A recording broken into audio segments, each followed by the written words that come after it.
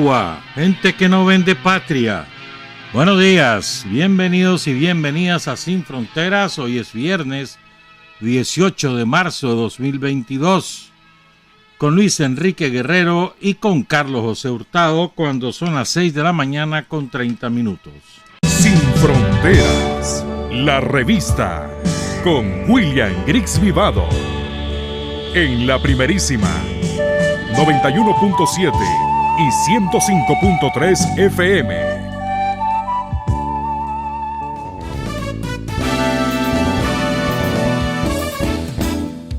Sin fronteras para decir la verdad. Sin fronteras, trabajar, avanzar, combatir, vencer. Sin fronteras.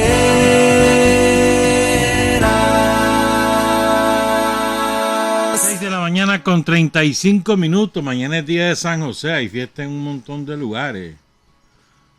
Aquí en Nicaragua. Mañana es tu día, ¿verdad?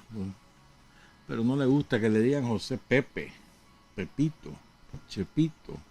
¿Qué más? A ver, otro. Joseph. ¿Qué más? Joe.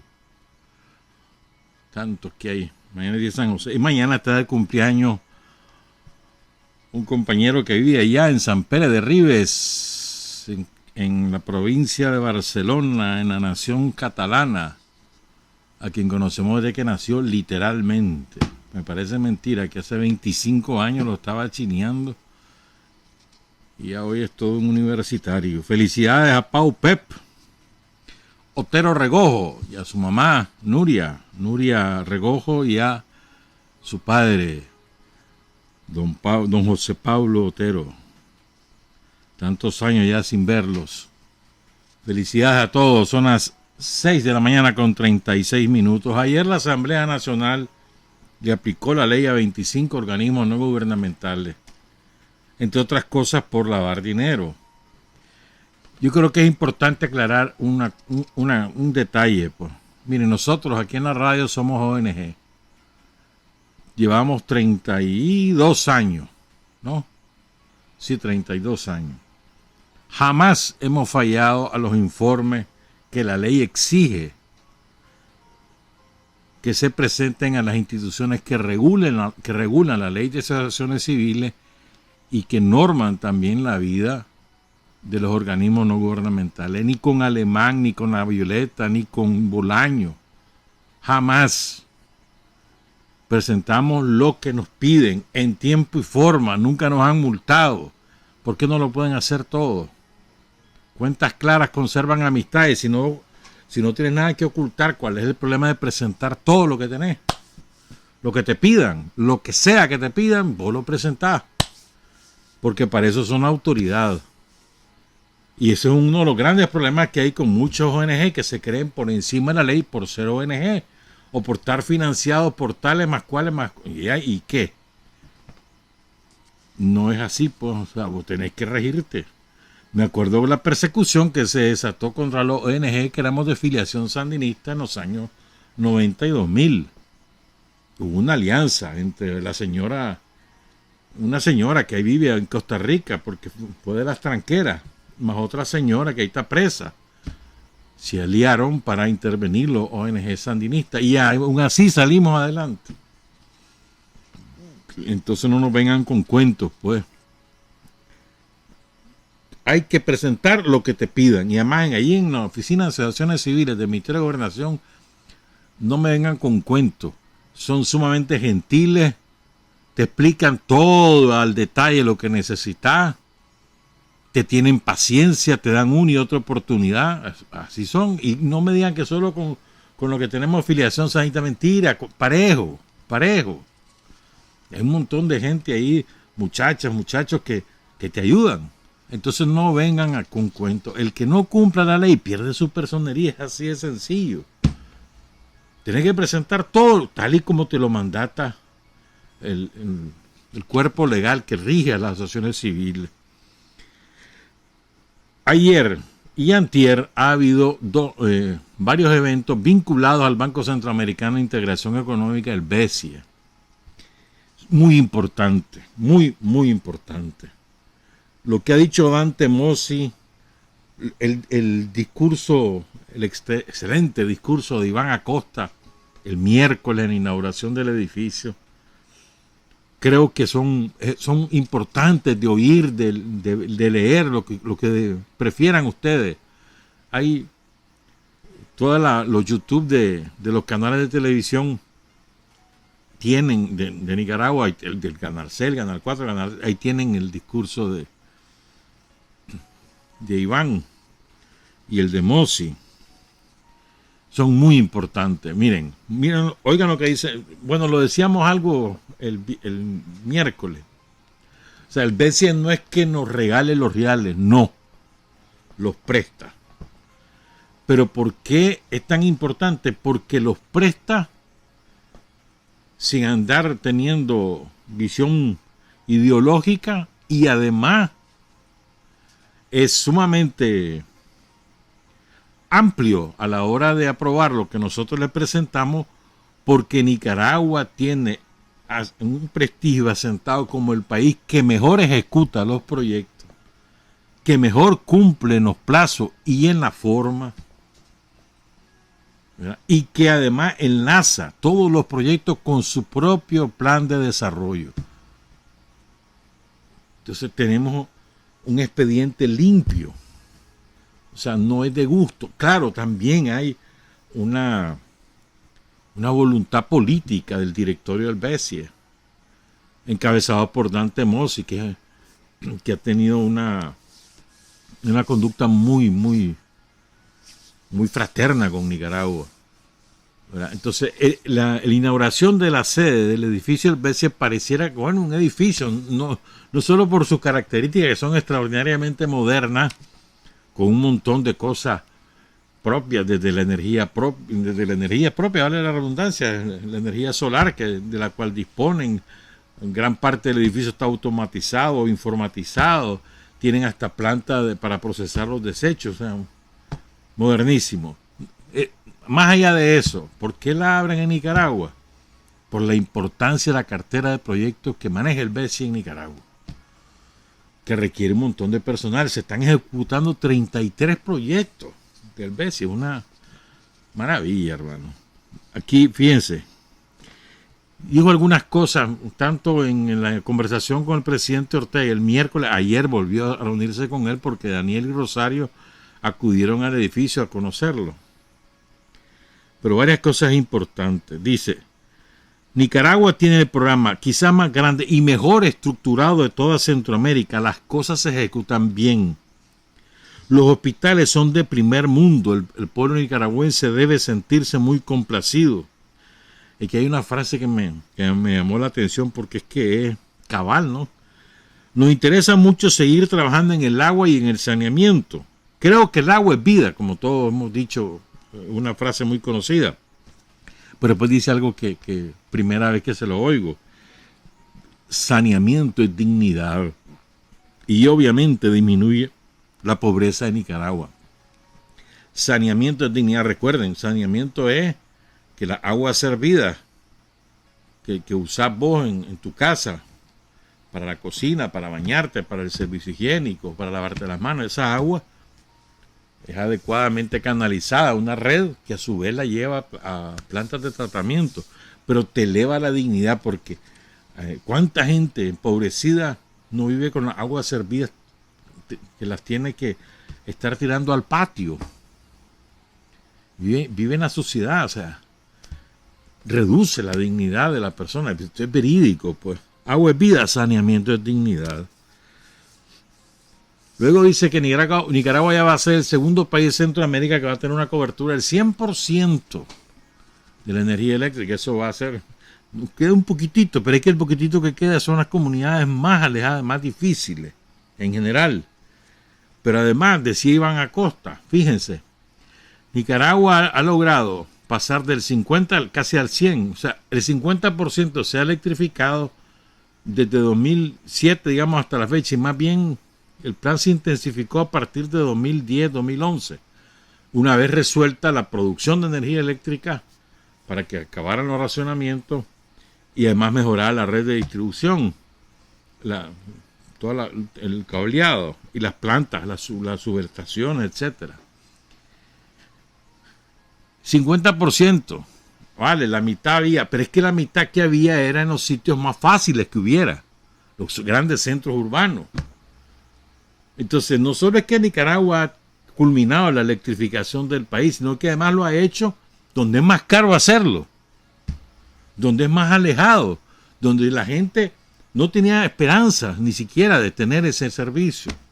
O sea, ha dignificado también de esa manera la vida de decenas de miles de familias empobrecidas de Nicaragua, y además lo ha hecho sin estar mirando los costos. Entonces, es sumamente importante, ¿eh? Luego habló, bueno, porque hay algunas cosas que nos olvidamos. Dice Dante Mossi, Nicaragua ha logrado la electrificación, y esto no es un logro menor, porque es el país más extenso de Centroamérica. A veces se nos olvida que somos el país más grande en territorio, pues. Son 130.000 kilómetros cuadrados, y El Salvador tiene 22.000. Imagínate. Y El Salvador no tiene electrificado todo el país, y son 22.000 kilómetros cuadrados de extensión. Luego habló de las carreteras de primera.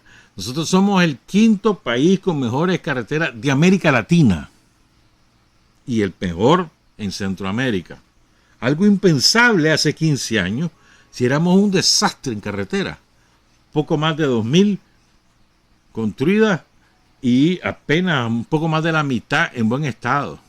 Ahora tenemos más de 5.000 kilómetros lineales de carretera y el 85% en buen estado. Dice Mossi que ha platicado con líderes de la Mosquiti en Honduras, como de Cabo Gracia, como el departamento de Gracias a Dios, por ejemplo. Dice que la gente le dice, envidiamos lo que vemos al otro lado del río Coco. Realmente vemos el progreso, cómo Nicaragua se está integrando cada vez más. ¿Por qué? Carretera es integración interna e integración externa. Y es el Banco Centroamericano de Integración Económica, recuerden. Después dijo algo importante, lo del el BESI está financiando el saneamiento de la ribera sur del lago Solotlán, es decir, la que pega con Managua. Dice que anduvo en el Reino Unido con Salvador Sacasa y habló con una empresa que les comentó que es un milagro lo que ocurre con el lago Solotlán. ¿Cómo se ha logrado sanear un lago que antes la gente no quería ir ni acercarse? Yo me acuerdo, hermano, que era un tufo que despedía ese lago, y ahora vas al Salvador Allende y ¿qué tufo sentí? Déjame mentir. Mentira. ¿Verdad? Entonces dice, es un lago que en 2 años, dentro de 2 años, oigan esto, ese lago se va a poder tomar agua de ese lago. Se va a poder usar para agua potable, porque se ha hecho bien el saneamiento de las comunidades alrededor del lago Solotlán y se rescató un activo para la humanidad, el lago Solotlán. Dice, el BESI ha dado $330 millones de financiamiento para la construcción de hospitales. $330 millones. 571 millones de dólares para agua y saneamiento. Y se ha apoyado la conexión de agua domiciliar en 24.700 puntos. Luego habló lo que dijo Iván, me gustó mucho el discurso de Iván. ¿Verdad? Recordó la atención a los puertos. Solo en Corinto se están financiando, el BESI está financiando con $175 millones. Van a trabajar con el puerto de aguas profundas en el Caribe, eso es estratégico para Nicaragua. Fíjate, bueno, después lo digo, después dice que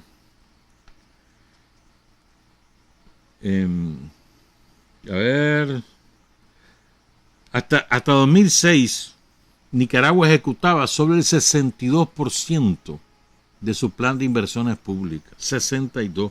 Hoy en día Nicaragua ejecuta año con año el 95% de su plan de inversiones públicas. Es una salvajada. una capacidad de ejecución que tiene Nicaragua. Es decir, vos te planteas, voy a inventar, no voy a hacer 100 casas, 10 hospitales, 300 escuelas, o lo que sea. Entonces, de ese plan, vos haces el 95% de lo que te propones. Antes era el 62%.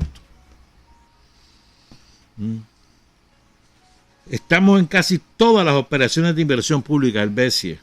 En inversión social, en agua potable, en saneamiento, en logística, en modernización de los puertos, transporte vial, carretera, infraestructura hospitalaria, energía eléctrica. Y aquí viene algo que me pareció, aprendí mucho con esto.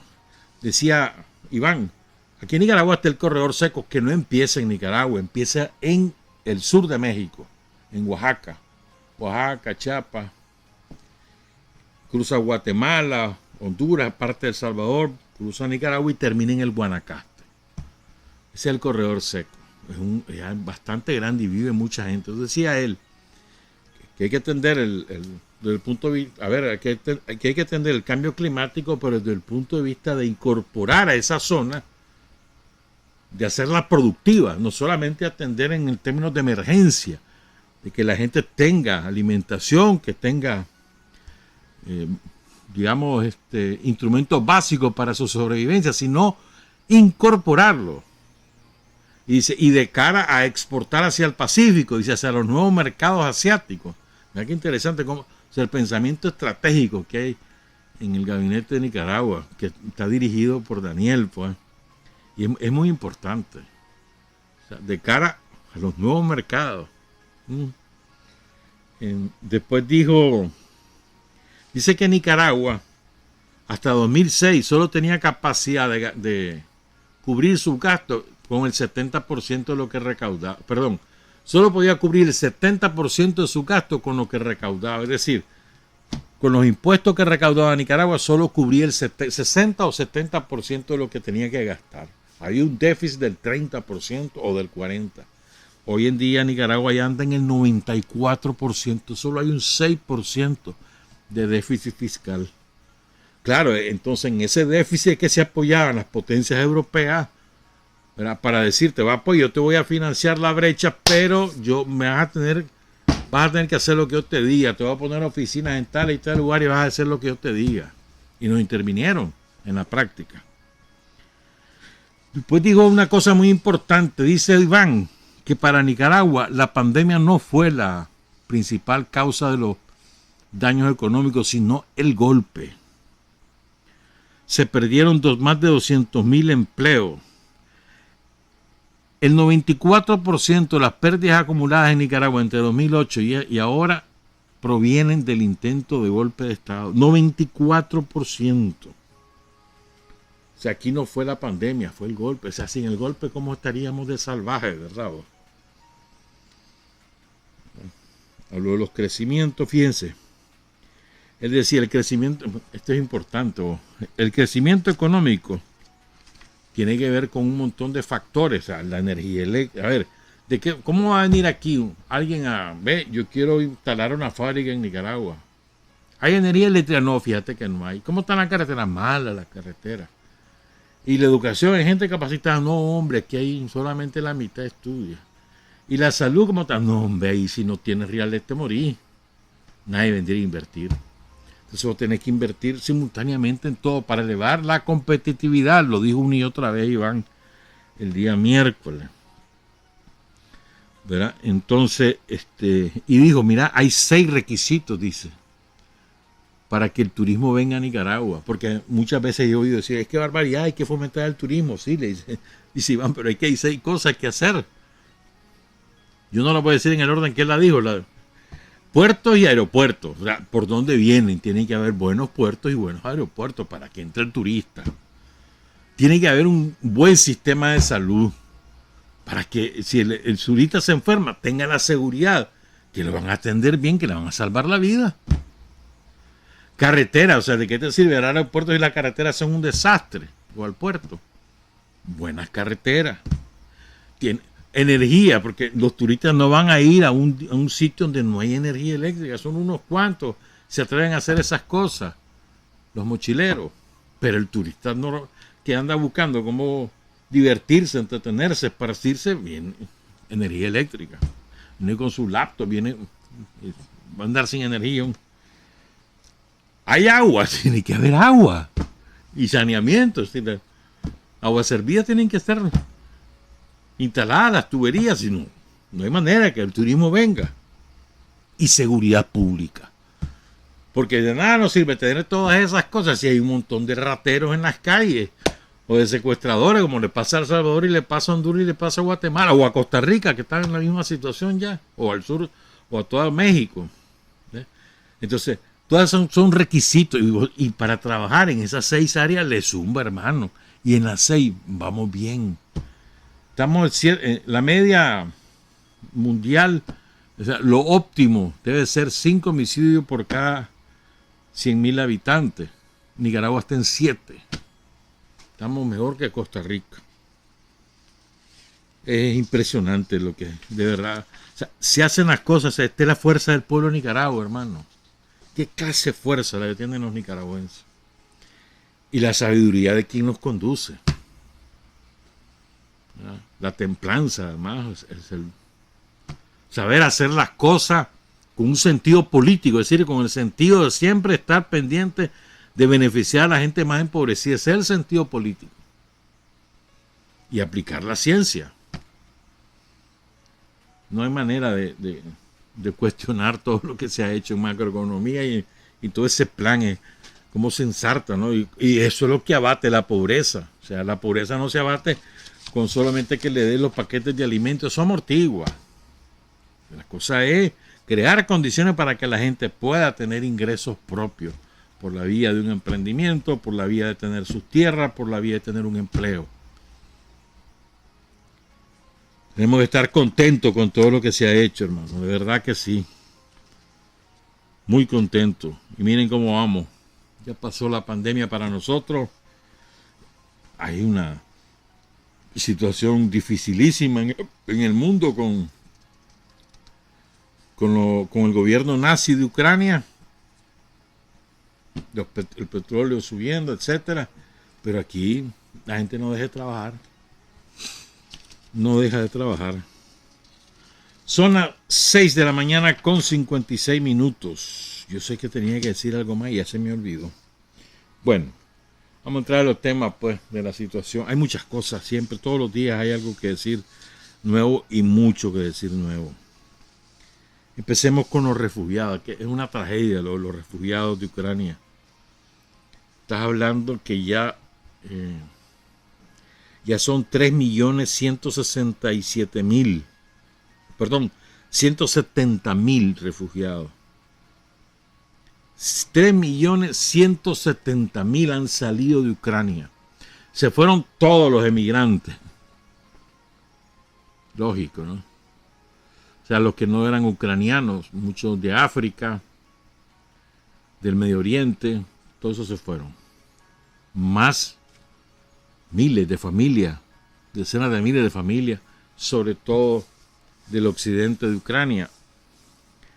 Son en total 1,917,000 que están en Polonia, 490,000 en Rumanía, 351,000 en Moldavia, 283,000 en Hungría, 229,000 en Eslovaquia, 170,000 en Rusia, 2,127 en Bielorrusia.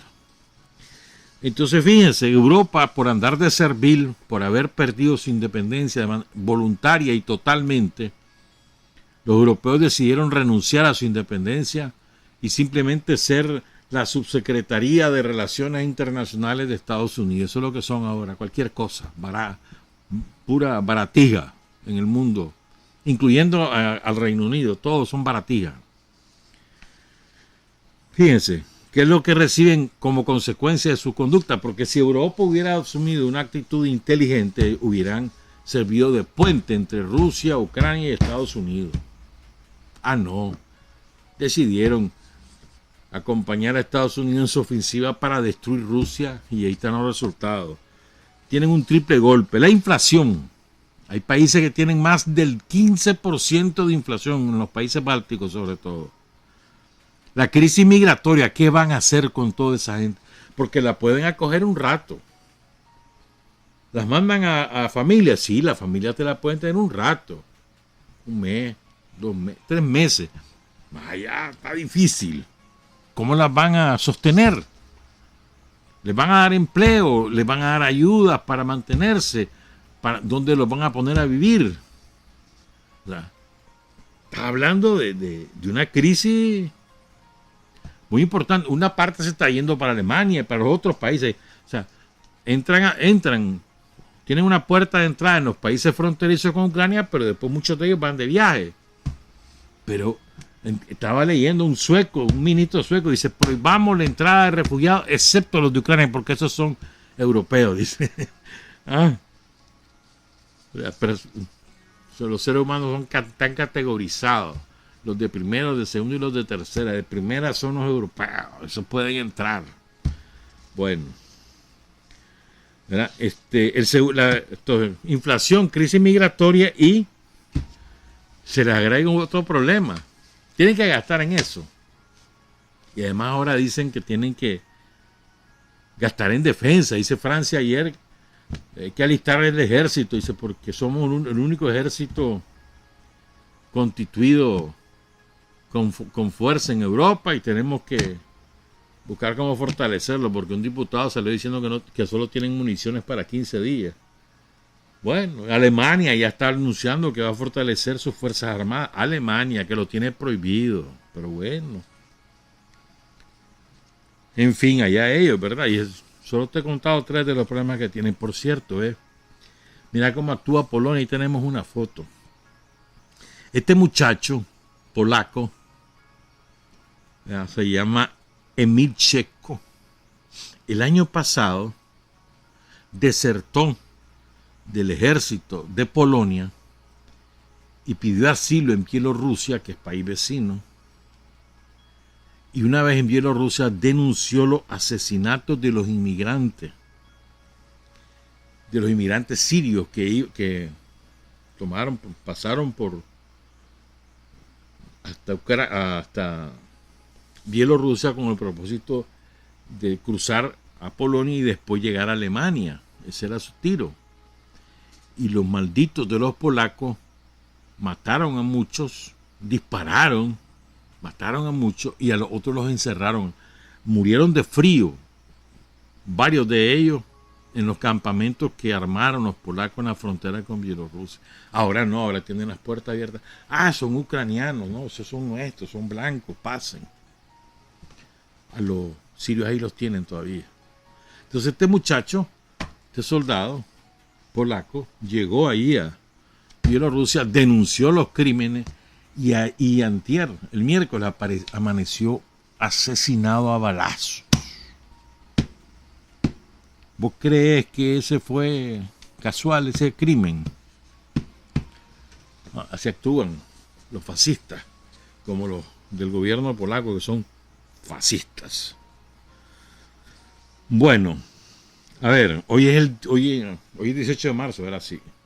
Hoy es el día de la primavera en Rusia, y también el día de la reunificación de Crimea y Sebastopol con Rusia, que ocurrió hace 8 años. Han habido distintos actos ahí en Crimea, en Sebastopol, bonitos actos, y también en Moscú. Bueno, varias cosas. Hoy Lavrov dijo, el canciller ruso, Sergei Lavrov, cualquier cargamento de armas del extranjero para Ucrania para nosotros es un objetivo militar legítimo. O sea, si lo vemos, lo destruimos. Cualquier cargamento de armas, están advertidos. Rusia está dispuesta a cooperar con quienes estén dispuestos a actuar sobre la base del respeto mutuo, lo que se aplica a los países del este. Pero en última instancia, esta es una frase que me llamó la atención, dice Lavrov, nosotros estamos dispuestos a cooperar con cualquiera. Nos respetamos, cooperamos. Me respetan, yo los respeto, cooperamos. Y esto es válido sobre todo los países del este, dice. Pero, dice, en última instancia recordamos que Rusia tiene 2 aliados. su ejército y su marina.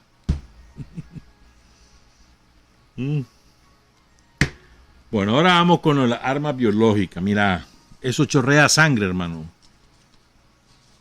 Ha ido a cuentagotas Rusia soltando toda la información que tiene, pero chorrea sangre. Y es impresionante el esfuerzo descomunal que han hecho desde el imperialismo norteamericano y desde sus sirvientes europeos para ocultar esta información, por lo menos al hemisferio occidental, ocultarla. Es impresionante cómo lo han logrado. Rusia insiste, Bielorrusia insiste, China insiste. Fíjense bien. Los experimentos biológicos comenzaron en 2016. Los laboratorios se abrieron en 2005. Los experimentos para desarrollar armas biológicas empezaron en 2016. ¿Verdad? Los documentos, y oigan esto por favor, los documentos obtenidos por el Ministerio de Defensa ruso, confirman la transferencia de muestras biológicas recogidas en Ucrania en esos laboratorios biológicos pagados por Estados Unidos. Sacaron muestras biológicas y las mandaron a Alemania, al Reino Unido y a Georgia y también a Australia. ¿Para qué? Porque ahí también hay otros laboratorios biológicos que desarrollan mejor esa arma. Y también para que ya tengan esas armas y puedan utilizarla. Georgia, antiguo país de la Unión Soviética, ahora enemigo de Rusia. Los documentos oficiales de estos laboratorios confirman la transferencia de 5.000 muestras de suero sanguíneo de ciudadanos ucranianos al centro R. Lugar, afiliado al Pentágono, en Tiflis, la capital de Georgia. De Georgia, ahí no es Georgia, es Georgia. Al Reino Unido se le entregaron 773 muestras biológicas. Y se firmó un acuerdo para exportar cantidades ilimitadas de material infeccioso al Instituto Leffler de Alemania. Y dice el Ministerio de Defensa de Rusia, el análisis de la información obtenida sugiere que los especialistas ucranianos no están conscientes de los riesgos potenciales de la transferencia de biomateriales. Se utilizan esencialmente bajo cuerda, o sea que son trasladados, pero sin que se den cuenta, que no sea oficial, pues. Y no tienen una idea real del verdadero propósito de la investigación que llevan a cabo esos científicos, dice el Ministerio de Defensa de Rusia. ¿Qué están produciendo? Leptospirosis, tularemia, que es una enfermedad de la piel horrorosa, y virus transmitidos por mosquitos, por los zancudos. ¿Cuáles son? El Aedes aegypti, la malaria, o sea, la Aedes aegypti que te produce el dengue, la malaria, la leptospirosis la transmiten las ratas. Y hay una enfermedad que produce unos mosquitos que yo en mi vida la había oído aumentar hasta hoy. Se llama dirofilariasis. Repito, dirofilariasis. Generalmente la padecen los perros, pero también se transmite a los seres humanos y la transmiten los zancudos. El Anopheles, el Culex y el Tanaercinius. El Anopheles, el Aedes, el Culex y el Taenio, no sé cuánto, no importa. 4 variedades. Y aquí tenemos en Nicaragua Aedes y Anopheles. ¿Qué causa en los humanos? Lesiones en la piel y pulmonares. Y también dice, se han reportado casos con localizaciones diferentes en grandes vasos mesentéricos, peritoneales, en el peritoneo, hermano, el cordón espermático y en el lado derecho del corazón. Pues esa chochada, ese maldito virus están estudiando y produciendo en esos laboratorios de Estados Unidos en Ucrania. Síntomas de esta enfermedad: la dirofilariasis. Síntomas: dolor retroesternal aquí, tos y hemoptisis. ¿Qué será hemoptisis? Ahora lo voy a buscar, espérate, después te cuento. ¿Cómo es? Hemoptisis. Estamos buscando, espérame. Aquí está. Es la eliminación de la sangre por el aparato respiratorio, o sea, toser y vomitar sangre. Esos son los síntomas. Ya, qué terrible. Eso. Estudiando y produciendo esos virus ahí en esos laboratorios.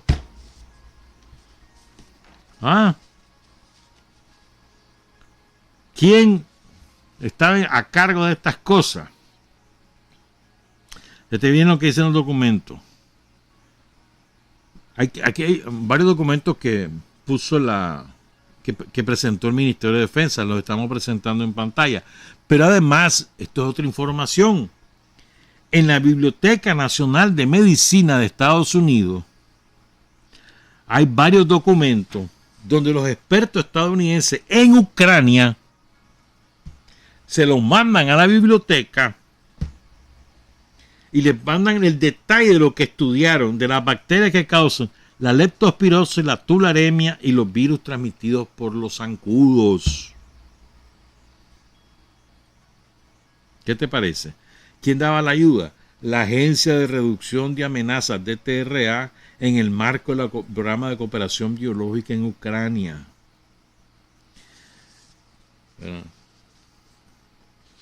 También el Ministerio de Defensa dijo que en la ciudad de Kherson hubo una destrucción urgente de todos los documentos y las pruebas que habían en ese laboratorio.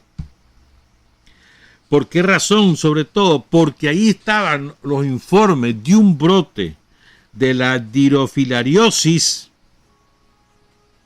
que surgió en Kherson en 2018. O sea, ahí en Kherson experimentaron este virus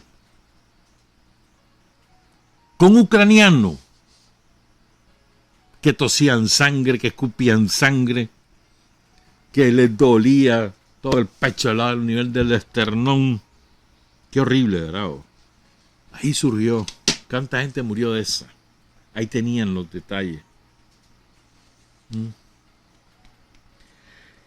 Y también, ¿verdad?, por lo menos 4 casos tienen registrados. Y también en el área de Pesky hubo un brote masivo de tuberculosis, repentino, misterioso, inesperado. Ahí en Ucrania, o sea, estaban matando a los ucranianos como parte de su experimento. Una cosa terrible, hermano. Vamos a hacer una pausa, pero porque quiero que hablemos bastante de lo que dijo Putin. Vieras qué clase de discurso el de Putin el miércoles en la reunión que tuvo con los gobernadores regionales. Sí. Es que ayer La Haya, que en la Corte Internacional de Justicia de La Haya, pongan cuidado, hermano, ordenó a Rusia frenar la operación militar en Ucrania. Y Estados Unidos aplaudió. Miren cómo son de hipócritas. Yo no solo les voy a sacar la factura de Nicaragua, que ellos se retiraron de La Haya para no cumplir el fallo que los condenó por la agresión probada contra Nicaragua, 27 de junio de 1986. No solo eso, el año pasado, oigan lo que pasó.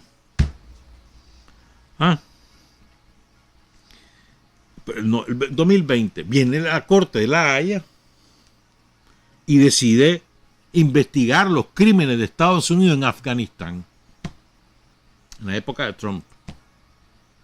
¿Qué hizo Trump? Le canceló la visa a los fiscales y a los jueces de La Haya y al equipo de investigadores de la Fiscalía en La Haya. le canceló la visa, le congeló las cuentas, los amenazó de muerte. Esto es literal, ¿ah? Literal.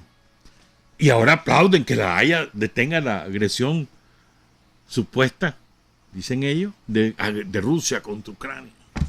Y ellos, cuando les iban a investigar a posteriori los crímenes que ellos cometieron en Afganistán, a posteriori, no en el momento, a posteriori, amenazan de muerte, cancelan visa, congelan las cuentas, por la intención que tenían de hacerlo. Imagínate vos. Nadie dijo nada. No hubo gobierno que protestara por este atropello, gobierno occidental, civilizado, ¿cómo es que les dicen ellos? Demócrata de Europa, que protestara por esta atrocidad de Estados Unidos. No pasó nada. ¿Ah? Y ahora vienen aplaudiendo porque la Haya, si me voy claro. O sea, el orden internacional está destrozado. Aquí tiene que salir algo nuevo después que termine la operación de Rusia en Ucrania. Hay hombres que luchan un día y son buenos. Hay hombres que luchan un año y son mejores. Pero hay hombres que luchan toda la vida. Esos son los imprescindibles.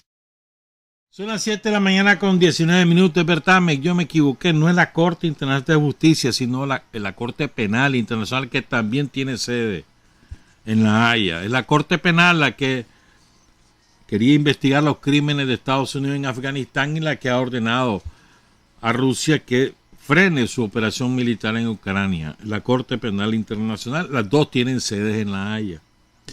Fíjense, hasta ahora Estados Unidos, los europeos, sus sirvientes europeos, sus sirvientes en Japón, han impuesto a Rusia más de 5.000 sanciones,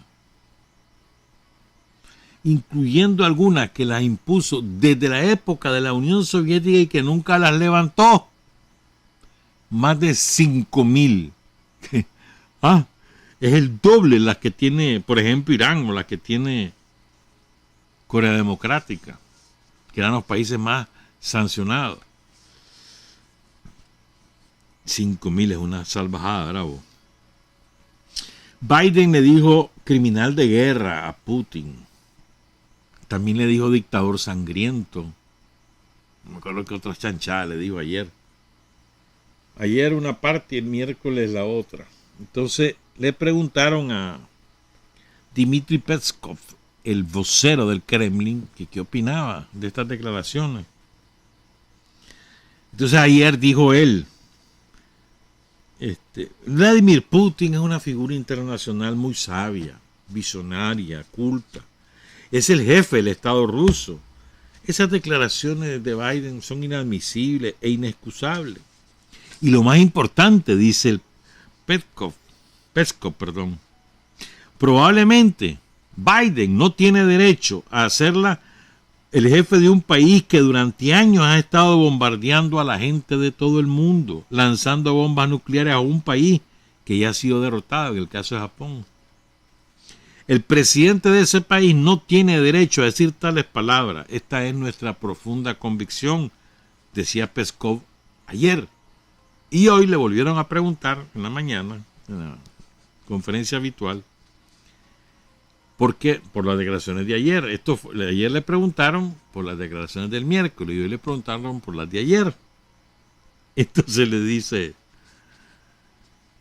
dice Peskov a los periodistas, dada la irritabilidad, parece que anda de mal humor el señor Biden, su cansancio, a veces el olvido, o sea, está cansado, anda bravo, se le olvidan las cosas, desmemoriado.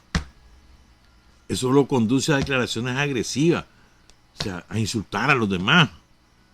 No daremos evaluaciones tajantes para no provocar más agresiones. Vio loco, le dije, vio rabioso. En otras palabras, palabras decentes. Bueno, hay una periodista surafricana que trabajó para la cadena de televisión CBS de Estados Unidos muchos años. Anduvo de corresponsal en muchos lugares. Recibió premios y tomate. Y es una mujer alrededor de los 50 años. A ver. Sí, 50, 51 años. Nació en Sudáfrica. Y se formó en Sudáfrica. Fue abusada sexualmente por 300 soldados egipcios. Y lo denunció. Ella lo denunció. Entonces trabajó para la CBS entre 2002 y 2018. Le armaron una trama ahí para sacarla porque la veían muy rebelde. Entonces le inventaron algo y la sacaron. Típico de los gringos. Entonces ayer ofreció una entrevista por videoconferencia a otro medio. Y dijo cosas muy interesantes. Ella ha estado en Ucrania y ha estado en Rusia muchas veces. Oigan esto. Dice Lara Logan se llama ella. Lara Logan. Tiene su cuenta en Twitter, la pueden seguir. No creo que haya habido nunca tanta desinformación como ahora. He sido reportera de guerra durante 35 años y nunca he visto a gente con manicura con los colores de la bandera ucraniana. Su objetivo es que debemos odiar a Vladimir Putin, creer todo lo malo que dicen de él y amar a Ucrania. No hay término medio. Luego dice, Putin sabía claramente lo que hacía cuando entró en Ucrania. Los militares rusos no son perfectos. Tienen problemas con las operaciones aéreas complejas porque tienen poca práctica. Esto es una ironía salvaje. En comparación con, por ejemplo, Estados Unidos. No tienen práctica, entonces fallan.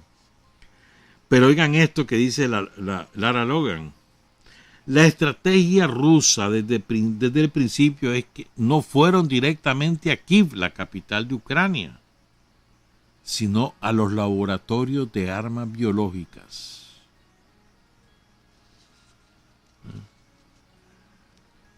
Dice Lara Logan, fuimos a Rusia y a Ucrania después de la Unión Soviética. Se dice que Estados Unidos empezó a utilizar estas instalaciones no para armas biológicas, sino para la salud pública. Aunque es difícil creer lo que dicen nuestros dirigentes, porque mintieron sobre el COVID-19, sobre la conspiración rusa, sobre el caso ucraniano. O sea, dicen que no, pero es difícil creerle. ¿Verdad? En Ucrania están pasando muchas cosas de las que no se habla. Hay mucha deshonestidad sobre la historia de Ucrania. El batallón Azov, que está financiado por Estados Unidos y la OTAN. En la foto se ven con las banderas de la OTAN. En la foto se ven banderas de la OTAN y esvásticas al mismo tiempo. La esvástica es el símbolo nazi. Utilizan el emblema de los nazis de la SS, que era el peor, o sea, era el cuerpo militar más criminal, y eso para decir eso tiene que ser muy fuerte, del ejército de Hitler. En todas partes del ejército ucraniano se puede ver este emblema de su culto. Incluso las mujeres soldados que se muestran al mundo como un ejemplo de independencia, espíritu y nobleza, llevan este signo negro de su culto, el signo de los nazis de la SS. Dice Lara, la periodista surafricana Lara Logan, la Casa Blanca pretende decir que no importa, que ese es un número pequeño de las tropas. Pero eso no es cierto, dice Lara. El batallón Azov se ha abierto paso en el este de Ucrania con asesinato y no queremos admitirlo. Por eso Crimea votó por la independencia. Por eso Crimea quería estar con Rusia. Los medios de comunicación occidentales y Occidente en general no quieren reconocer la realidad. Ucrania occidental apoya a los nazis. Los nazis de la SS tenían ahí su cuartel general. El colmo es que, ¿sabes qué? Me estaba acordando. No, después te lo cuento. La CIA dieron inmunidad judicial a los nazis ucranianos. Estados Unidos tiene un largo historial de financiación y armamento de nazis en Ucrania. No se trata de grupos neonazis surgidos recientemente, sino de verdaderos nazis de la Segunda Guerra Mundial. El golpe de Ucrania, patrocinado por la CIA y dirigido por la Victoria Nuland, entre 2013 y 2014, una intervención tan fuerte como vos podás imaginar. Sin mencionar a Hunter Biden, el hijo de Joe Biden, Nancy Pelosi, John Kerry, Mitt Romney, cuyos hijos recibieron millones de las empresas energéticas ucranianas. ¿Estás claro? La Nancy Pelosi, que se la da así de muy demócrata, muy de izquierda ella. La presidenta de la Cámara de Representantes tiene como 80 años. Eterna representante. Pues esa también recibió chambulines de las empresas ucranianas. No ahora, ¿verdad? A lo largo de estos años. O el John Kerry, otro que se la estaba de izquierdista. Dan risa, mano. O Mitt Romney, ese sí, siempre ha sido de extrema derecha. Dice, bueno, después a Zelensky lo han puesto como la gran víctima, el gran líder.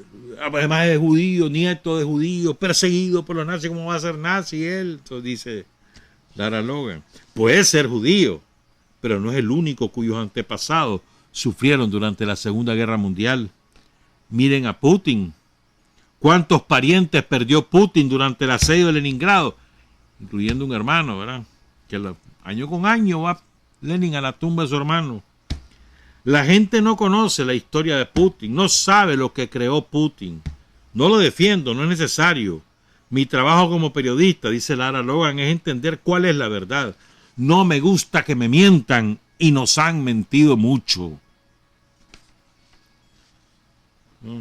Zelensky es un fantoche que se puede encontrar en internet con tacones de agua negros, pantalones de cuero y sin camiseta. Zelensky fue elegido, como muchos de nuestros dirigentes, con todos los chanchullos y fraudes, y no sabemos cuántos dirigentes de todo el mundo han sido elegidos por nosotros. Putin advirtió durante 15 años que no toleraría que los globalistas contrayeran instalaciones militares en Ucrania. Ucrania ha sido un centro de lavado de dinero para muchos líderes de Estados Unidos. Miles de millones de dólares han sido blanqueados en Ucrania y no hemos dicho nada al respecto. Y esos son nuestros dólares, dice Lara, de los impuestos que pagamos. ¿Estamos claros? No me digas que es comunista Lara Logan, ¿verdad? 7:31. Un dato más antes de entrar a Putin. Es que ayer hubo una operación. No, espérate. Hoy en la mañana, estos malditos de Ucrania lanzaron un ataque aéreo contra un mercado ahí en Donetsk, en un suburbio de Donetsk. Mataron a 4. Ahí en la entrada del mercado, que se pone hasta el alma.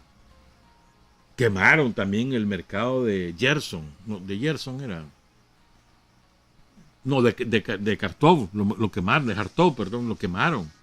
Que era el mercado más grande de Ucrania y uno de los más grandes de toda la zona. Lo quemaron. Los comerciantes estaban furiosos. Y hoy mataron a 4. Llegaban a comprar al mercado, hermano. Ahí en la entrada del mercado. ¡Bum, bum! Qué rabia da eso, ¿no? Entonces ayer hubo una operación militar del ejército de la República de Donetsk durante la liberación de Marjinka, que han sido unos combates feroces ahí. Entonces logran vencer, destruyen la fortaleza del primer batallón mecanizado de la 54 Brigada, y una vez que ya lo destruyen, ya lo vencieron, algunos detenidos, la mayor parte muertos en el combate de los nazis, el resto huyó. Entonces, bueno, inspeccionan las instalaciones, y en las instalaciones encuentran 3 cadáveres. Bueno, varios, pues, pero habían 3 significativos. 3 mercenarios norteamericanos. Y encontraron documentos y emblemas. Ahí, en una de las mochilas estaba la bandera del Estado norteamericano de Tennessee y otros objetos que permitieron identificar a los tres piches. Sus nombres: 3 mercenarios, ¿oíste? Capitán Michael Hooker, Teniente Logan Scrum y Teniente Cruz Toblin. Los tres llegaron en 2018. Están desde 2018 en la zona de Donbass, matando ucranianos. Los tres murieron ayer. Más mercenarios muertos. Le dijo Rusia: los mercenarios para mí no son soldados. No tienen derecho a la vida. Bum, bum, va. Y hombre, son las 7:33. Vamos a hablar, a contarle los de Putin. Tiene muchísimas cosas de donde sacar punta, como decimos nosotros en el gremio. Se reunió, ¿verdad?, con los gobernadores de las distintas regiones de Rusia para analizar la situación y para además dar instrucciones sobre cómo proteger y dinamizar la economía. Un montón de instrucciones. El discurso completo lo tienen en la página web de La Primerísima, ahí lo pueden encontrar. Pero bueno, dijo muchas cosas. Empiezo pues. Repitió que el objetivo de Rusia no es tomar Kiev. Muy importante, la capital de Ucrania. ¿Verdad? No se trata de tomar Kiev. Es otra cosa, pero otro día te lo cuento. En cuanto a las tácticas de las operaciones de combate que fueron desarrolladas por el Ministerio de Defensa y nuestro Estado Mayor, están justificadas plenamente. Nuestros muchachos, soldados y oficiales muestran coraje y heroísmo. Hacen todo lo que depende de ellos para evitar pérdidas entre la población civil en las ciudades ucranianas. Quiero decir esto por primera vez, dice Putin. Te lo voy a contar mejor porque dice Putin que cuando ya es amanecer del 24 de febrero ya van a empezar la operación militar. Una hora antes, una cosa así.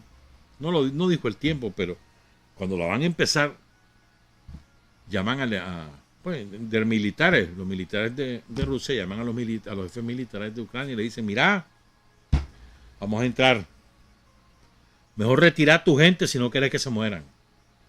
Evitar la destrucción de tu gente, evitar la destrucción de tu ejército, porque vamos sobre ustedes. No quisieron hacer caso.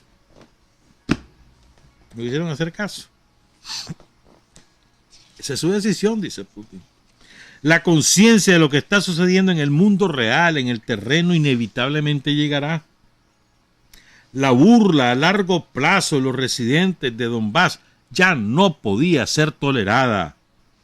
Y para poner fin al genocidio, Rusia reconoció a las repúblicas populares de Donbass, concluyó tratados de amistad y asistencia mutua con ella.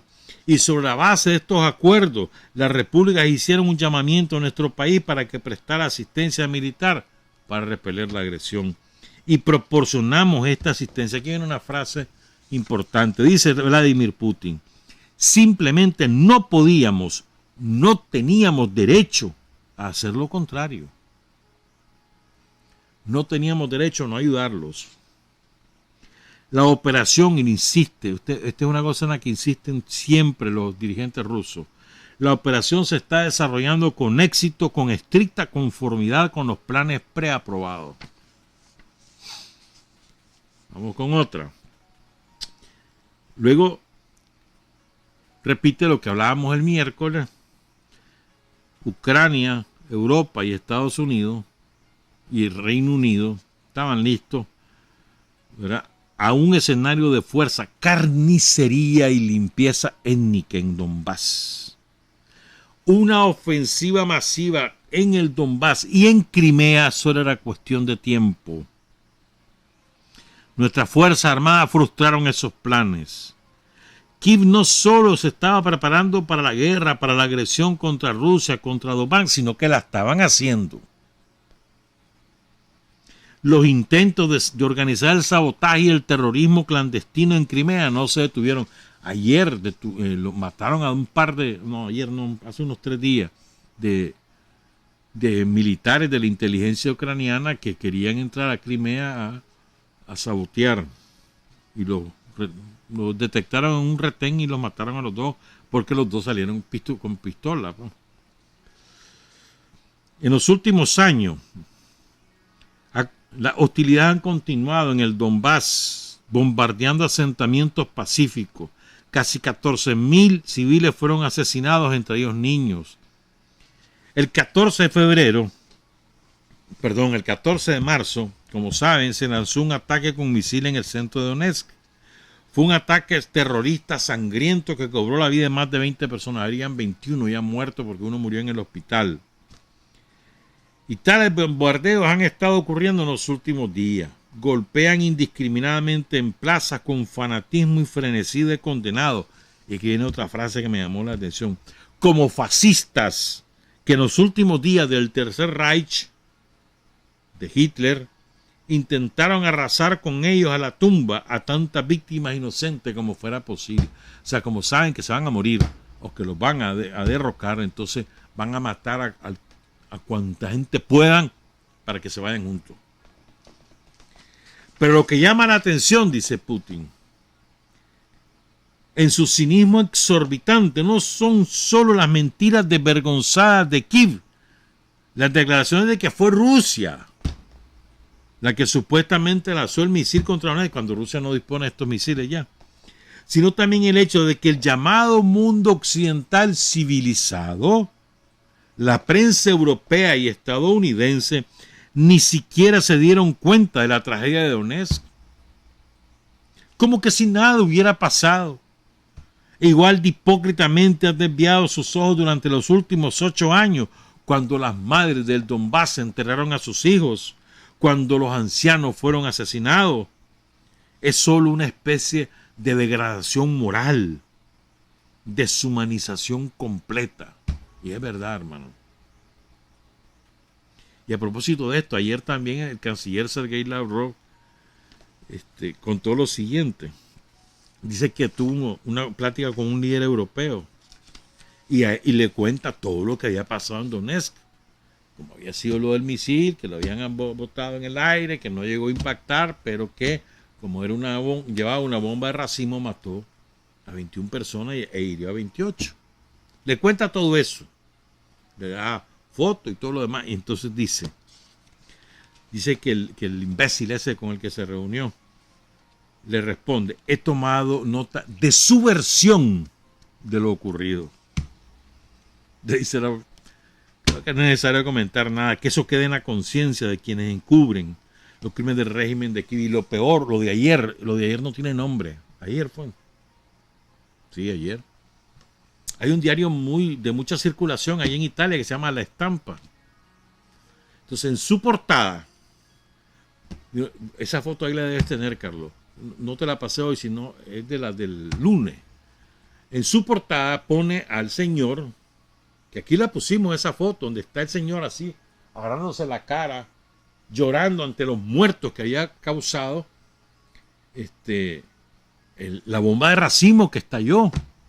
Y están los cadáveres ahí desperdigados en la acera. O sea, es una foto que te estruja el corazón, ¿verdad? Pues esa foto la ponen los malditos de La Estampa para decir carnicería en Ucrania, pero culpando a Rusia. Claro, se le doy encima un montón de lectores porque hay mucha gente que ha visto las cosas por internet.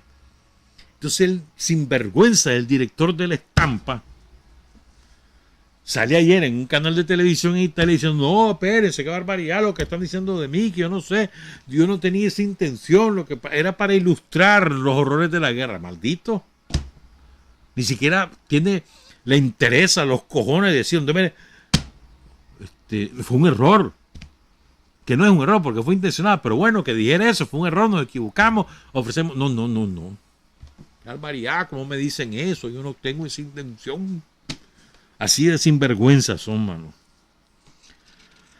Así de sinvergüenza. Y la foto es esa foto que les decía, de el señor cubriéndose el rostro, un señor ya mayor, debe tener más de 70 años.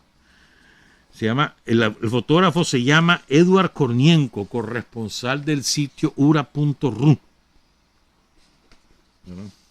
Y como aquí la pasamos, yo vi todo eso casi en directo en la madrugada del lunes. Entonces digo yo, no me pueden echar cuentos, pues. Pero bueno, sigo con lo que dijo Putin. Lo que quiero, y esto es muy importante, compañera, compañero. Bueno, es que todo, mano. Voy a tener que saltar un montón porque no queda de otra, porque 7:43. Esto es muy importante. Dice Putin que si Rusia solo hubiera actuado para defender las dos repúblicas, no hubiera servido de nada. Porque se hubieran seguido armados los nazis, hubiera seguido siendo un gobierno nazi, hubieran seguido atacando a la república. Entonces simplemente hubieran movido la línea del frente, porque iban a recuperar los límites originales de esos territorios definidos en el protocolo de Minsk. O sea, no es un invento, están definidos, firmados por el gobierno de Ucrania en los protocolos de Minsk, que por cierto el año pasado dijo Ucrania que ya no le interesaba cumplir con eso. Entonces eso hubiera prolongado el conflicto indefinidamente. Y además hubiera alimentado la histeria revanchista del régimen de Ucrania. Y la infraestructura militar de la OTAN en Ucrania se hubiera desarrollado más rápida y agresivamente, nos enfrentaríamos al hecho de que las armas de choque y ofensivas de la OTAN ya están en nuestras fronteras, dice Putin. No teníamos otra opción para la autodefensa, para garantizar la seguridad de Rusia, excepto que llevar a cabo una operación militar especial. No había de otra. Todas las tareas las vamos a resolver, dice. Vamos a garantizar la seguridad de Rusia y nuestro pueblo. Nunca permitiremos que Ucrania sirva como trampolín para acciones agresivas contra nuestro país. Las cuestiones fundamentales para Rusia son tres: estatus neutral de Ucrania, desmilitarización y desnazificación. ¿La desnazificación qué significa? Derogadas todas las leyes que discriminan a los rusos en Ucrania, derogadas por completo. Todo el cuerpo legal, reconocida la independencia de Donetsk y Luhansk, reconocida la anexión de Crimea a Rusia. Nuestro país ha hecho todo lo posible por organizar y llevar a cabo las negociaciones, pero Ucrania siempre las demora. Estamos convencidos que una vez que el régimen de Kiev, al que sus amos occidentales han propuesto la tarea de crear una agresión antirrusa, que a ese régimen no le importa el pueblo de Ucrania. El hecho que la gente, y esto es verdad, porque fíjate que, mira, acuerdan corredores humanitarios para que salga la gente de las ciudades y que después sigan los combates. Los ucranianos no lo permiten. O si no, aprovechan los corredores ucranianos para disfrazarse de civiles y salir con ellos. Y después aparecer matando al otro lado. O sea, es impresionante. Es obvio para nosotros, dice Putin, que los patrocinadores occidentales simplemente están presionando a las autoridades de Kiev para que continúe el derramamiento de sangre. Porque es verdad, a los yanquis y a la OTAN les interesa que se prolongue al máximo ese conflicto, empantanar a Rusia, ¿verdad? Para que además eso precipite mayor descontento o crisis económica en Rusia. Ese es uno de los objetivos. Para lograr eso es que siga el derramamiento de sangre, ¿no? Es sencillo, pues. Por eso le suministran armas, le proporcionan inteligencia. Fíjate que ayer decía un tipo ahí de la inteligencia gringa en una comisión del Congreso norteamericano, dice que es un sueño la manera tan bonita como están trabajando con los ucranianos, que les ofrecen todo tipo de inteligencia con los satélites y demás, los datos que le han ofrecido y de qué les ha servido si van siendo derrotados ciudad por ciudad. Boom, boom, boom, boom, boom. Estúpido, pero bueno. Quiero que los ciudadanos comunes de los países occidentales me escuchen. ahora están tratando persistentemente de convencerlos de que todas sus dificultades son el resultado de algunas acciones hostiles de Rusia, que desde su propia billetera deben pagar la lucha contra la mítica amenaza rusa. Todo es mentira. La verdad es que los problemas actuales que enfrentan millones de personas en Occidente son el resultado de años de acciones de las élites gobernantes en sus estados, sus errores, miopía y ambición. Esas élites no están pensando en cómo mejorar la vida de sus ciudadanos en los países occidentales. Están obsesionados con sus intereses creados y superganancia.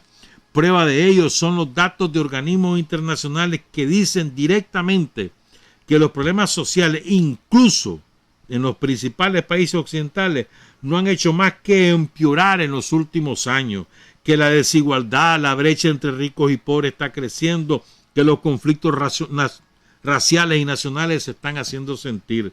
El mito de una sociedad de bienestar occidental de los llamados 1.000 millones de oro se está desmoronando. Permítanme repetir que hoy el planeta entero tiene que pagar precisamente por las ambiciones de Occidente, por sus intentos, por cualquier medio de mantener su dominio planetario. La imposición de sanciones es una continuación lógica, una expresión concentrada de los países, de los gobiernos, una expresión concentrada de las políticas irresponsables y miopes de los gobiernos y bancos centrales de Estados Unidos y de los países de la Unión Europea. Ellos han dispersado la espiral de la inflación mundial con sus propias manos. Sus acciones han llevado a un aumento de la pobreza global y el aumento de la desigualdad, a nuevos flujos de refugiados en todo el mundo.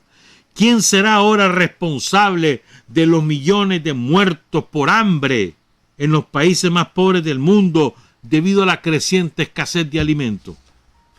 Ucrania y Rusia, productores mundiales de alimentos. ¿Quién va a ser responsable de la muerte de millones de personas por hambre en África, sobre todo? África, Medio Oriente, en la India. Que van a morir de hambre. Pues no hay trigo, porque no hay un montón de productos alimentarios que salen de Ucrania y de Rusia. Por cierto, una parte de las orientaciones que tienen los militares rusos en la operación en Ucrania es que no ataquen el centro de Ucrania. Ustedes ven el mapa de Ucrania donde van avanzando las tropas y ustedes ven que el centro está intacto, porque ahí están las granjas, las fincas, las haciendas, y están en época de cosecha. Entonces no tocan ahí para proteger la producción de los ucranianos y proteger la vida de los granjeros. Interesante. Entonces después dice, Putin habla sobre los dólares, las reservas incautadas. ¿Te acuerdas que lo platicábamos el miércoles? Más o menos en la misma línea de Der Spiegel, dice Vladimir Putin. Las acciones ilegítimas para congelar parte de las reservas de divisa del Banco de Rusia, un paréntesis, creían que con eso iba a entrar Rusia en impago, en default le llaman. Ayer Rusia, en medio de estas circunstancias, pagó lo que le correspondía a la deuda externa, los intereses y no sé qué más. O sea, los dejó, le pegó en la cara. Entonces trazan una línea bajo la confiabilidad de los llamados activos de primera clase. O sea, al congelar las divisas del Banco Central de un Estado, ¿qué es lo que están haciendo? ¿Qué es lo que están haciendo? Diciéndole al mundo entero, yo me puedo robar lo que quiera y ustedes no me pueden hacer nada. Ya se había robado la reserva de Venezuela, lo recuerdan, lo hemos dicho muchas veces. Reino Unido y Estados Unidos se robaron las reservas de Venezuela. Antes se robaron las reservas de Libia. Se robaron más de 14.000 millones de dólares. No, 140.000 millones de dólares de Libia, depositados en distintos bancos europeos. Se los robaron.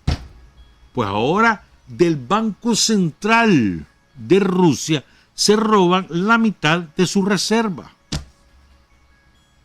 Muchos países en un futuro cercano, dice Putin, pueden comenzar, y estoy seguro que esto sucederá, a convertir sus ahorros en papel sus ahorros en billetes de dólares o en monedas digitales, convertir eso en reservas reales en forma de materias primas, tierras, alimentos, oro y otros activos reales, lo que solo aumentará el déficit en estos mercados, el déficit de todas estas cosas.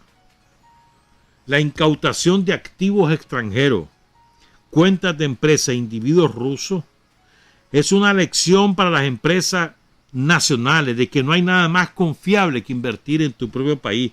Se los he dicho personalmente muchas veces. O sea, dice, porque hay un montón de multimillonarios rusos que les han quitado todo. Al dueño ese del Chelsea, ese lo dejaron en la perra calle. Hay otro multimillonario. Estaba en Moscú al momento de que empieza la operación militar, cuando empieza sale en carrera y se va para Londres, donde él vivía, y cuando llega a Londres se encuentra con que él está entre los sancionados y le quitaron todo, de manera que ni la tarjeta de crédito puede usar, ahora tiene que andar pidiendo reales. Todos los oligarcas rusos, no todos, pues les ha pasado eso. O sea, ya vamos a describir esto, porque Putin les dice 4 chanchadas. Entonces le dice Putin, mira, se los he dicho, no hay nada más confiable que invertir en tu país, no andes en el otro lado. Pero ahí van a oír lo que le dice después. Los líderes occidentales no ocultan que las sanciones no se dirigen a individuos o empresas. Su objetivo es golpear toda nuestra economía, la esfera social y humana. Cada familia, cada ciudadano de Rusia. Estas medidas están destinadas a empeorar la vida de millones de personas. Tienen toda la pinta de ser una agresión. Guerra por medios económicos, políticos y de información es total y no es disimulada. Y la élite política occidental no se avergüenza de decirlo sin tapujos. Y lo otro que dice es, ¿verdad?, que dice que estas sanciones eran inevitables, que las iban a aplicar. La excusa es la operación militar en Ucrania, pero antes fue lo de Crimea, y es que iban a hacerlo de todas maneras, iban a buscar alguna excusa para precipitar estas sanciones, porque su propósito es destruir Rusia. Entonces dice Putin, la política de contención, debilitamiento de Rusia es, incluso a través del aislamiento económico, el bloqueo, es una estrategia consciente a largo plazo.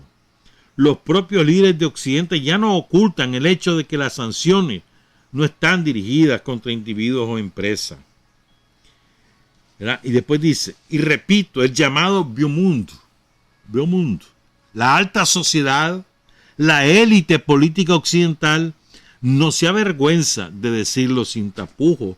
Toda la verborrea sobre lo políticamente correcto, la inviolabilidad de la propiedad privada, la libertad de expresión, todo eso se esfumó de la noche a la mañana.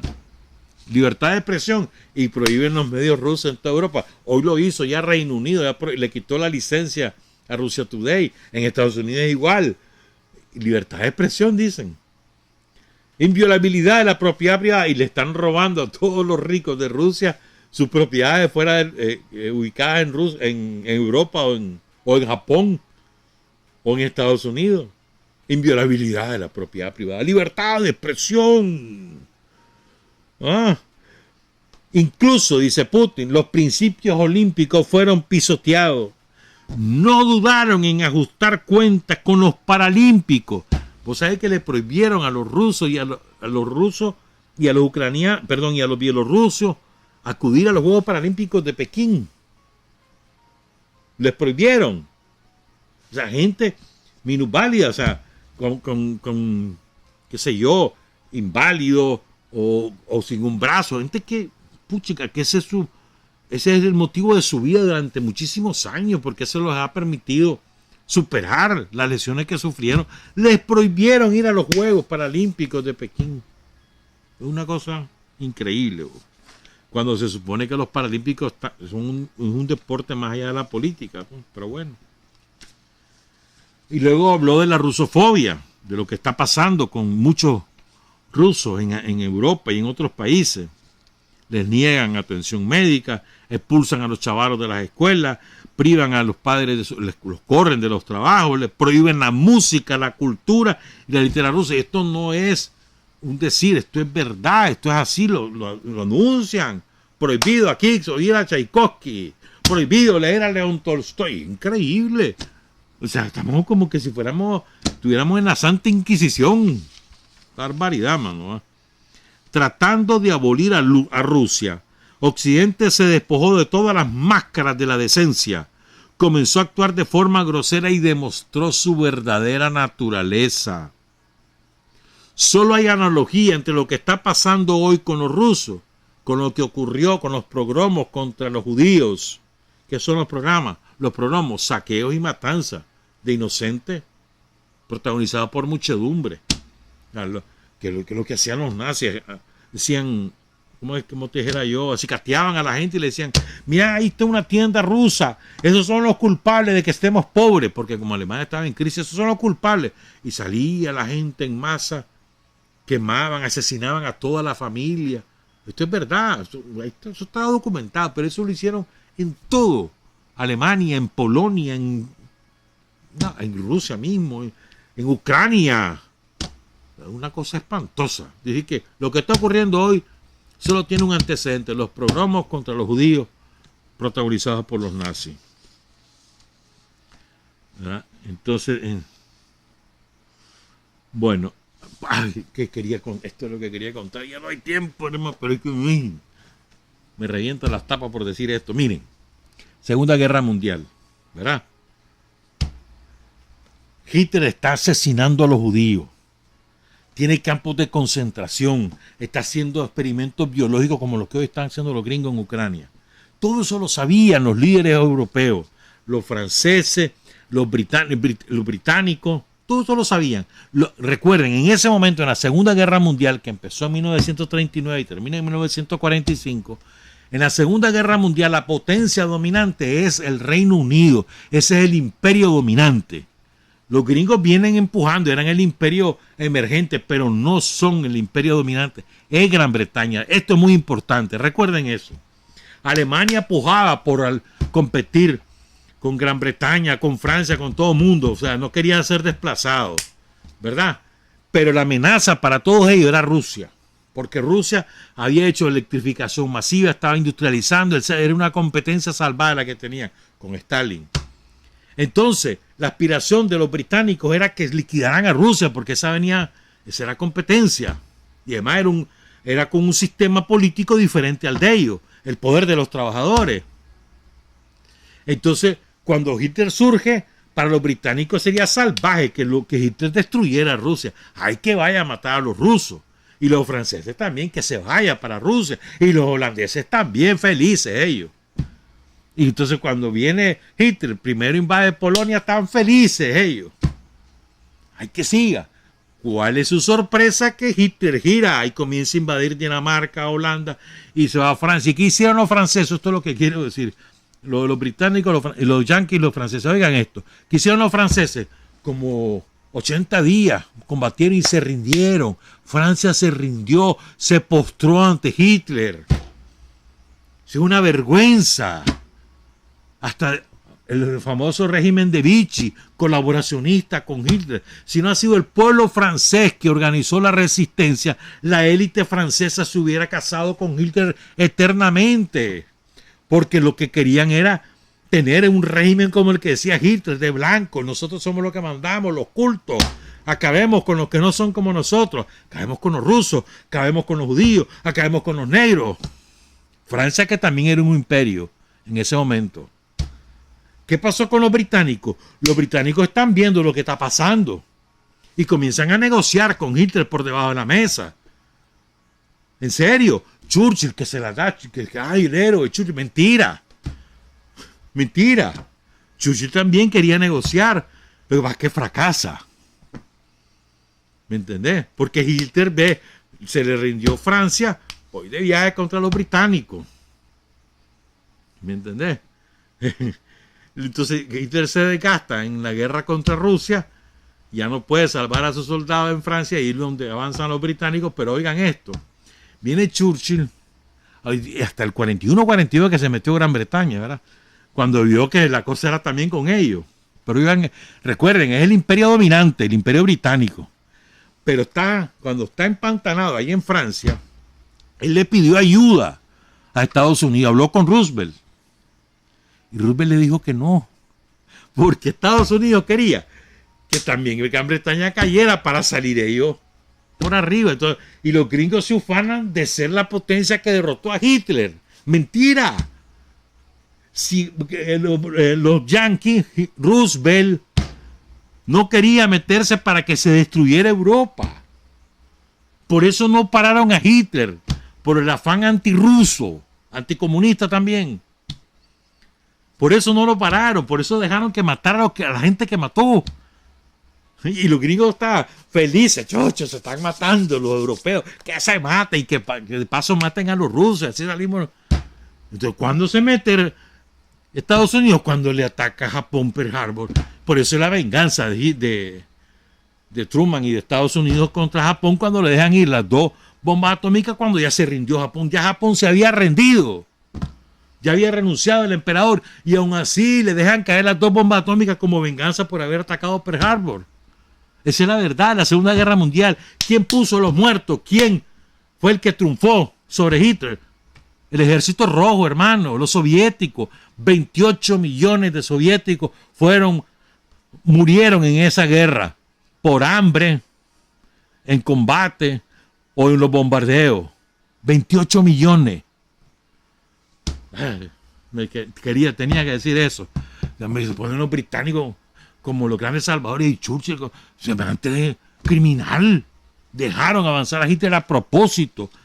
Stalin les propuso, antes del pacto Molotov, Stalin les propone a los británicos, no estaba Churchill todavía, a los británicos y a los franceses les propone hacer una alianza para frenar a Hitler. Dijeron que no, porque lo que querían era que Hitler los matara. Bueno, entonces dice Putin, ya nos vamos. Paciencia, compañeros del MEFCA, ya nos vamos. Quiero decir con mucha franqueza que detrás de las conversaciones hipócritas y las acciones del llamado Occidente colectivo hay objetivos geopolíticos hostiles. Simplemente no necesitan una Rusia fuerte y soberana. No nos perdonarán ni por nuestro curso independiente ni por defender nuestros intereses nacionales. Así apoyaron el terrorismo en los 90 y en los 2000, ¿verdad? En el Cáucaso Norte. Quieren repetir el intento de acabar con nosotros, aplastarnos, convertirnos en un país débil y dependiente, para violar su integridad territorial, para desmembrar Rusia de la mejor manera posible para ellos. No funcionó entonces y no funcionará ahora. Y después habló de los traidores. Con esto voy a cerrar. Pero es que lo de los traidores se lo aplico aquí a todos los de aquí. Oigan esto. No cabe duda, dice Vladimir Putin, de que el occidente colectivo intentará apostar por la llamada quinta columna, traidores nacionales. Los que ganan dinero aquí y viven allí, ganan dinero en Rusia, pero viven en París, en Londres o en Berlín.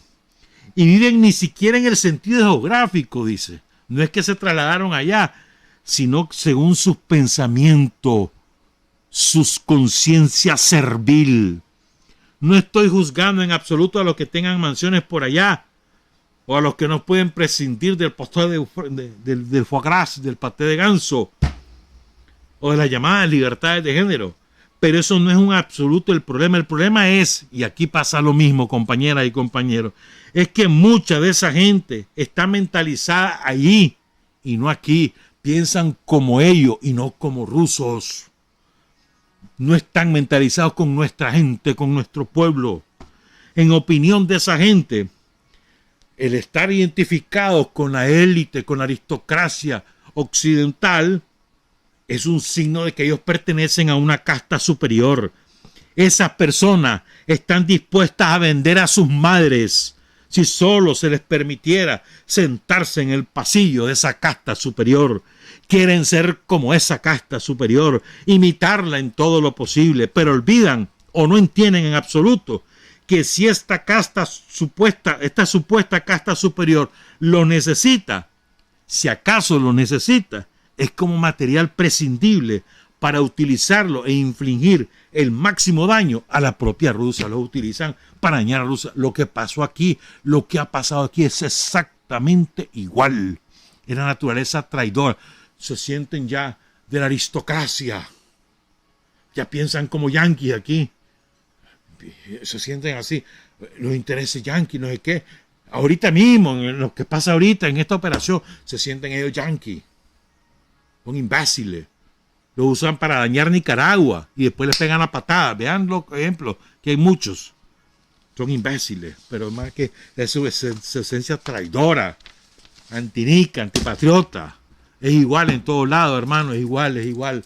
Da náusea ver este tipo de gente. Todos esos oligarcas rusos que le quiten todo que perdemos. A los que le quitaron su buque, su no sé qué, ahí andan ahora como parias, porque ellos se sentían ya aristócratas y les pegaron la patada, ya sabes a dónde. Bueno, que aprendan la lección, tal vez vuelven a recuperarse, lo dudo mucho. Trabajar, avanzar, combatir, vencer, patria y libertad. Revolución es sentido del momento histórico. Es cambiar todo lo que debe ser cambiado. Es igualdad y libertad plenas. Es ser tratado y tratar a los demás como seres humanos. Es emanciparnos por nosotros mismos y con nuestros propios esfuerzos. Es desafiar poderosas fuerzas dominantes dentro y fuera del ámbito social y nacional.